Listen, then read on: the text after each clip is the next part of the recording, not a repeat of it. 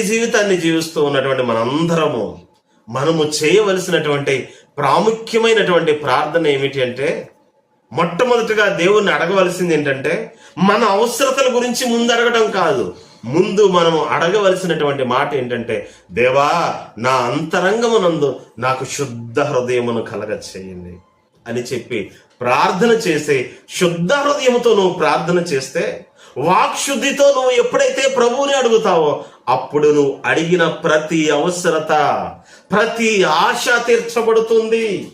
యేసు నామములో తీర్చబడుతుంది. అర్థమవుతుందా? నా నామమును బట్టి నన్నేమి అడిగానో నేను చేస్తానని వాగ్దానము చేసినటువంటి దేవుడు, ఆయన నమ్మదగినటువంటి దేవుడు.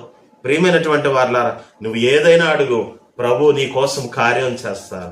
కానీ దానికంటే ముందు నువ్వు చేయాల్సినటువంటి పని ఏంటంటే, నీ హృదయాన్ని శుభ్రపరచుకోవాలి, నీ హృదయాన్ని శుద్ధి చేసుకోవాలి. నీ హృదయంలో ఉన్న కల్మషాన్ని, పాపాన్ని తీసివేసుకొని ప్రభు సన్నిధికి పరిశుద్ధతతో వచ్చి ప్రభువుని నువ్వు ఏదైనా అడిగి చూడు. నీ జీవితంలో ప్రతి కార్యాన్ని నీవు అనుభవిస్తావు, ప్రతి జయమును నువ్వు పొందుకుంటావు.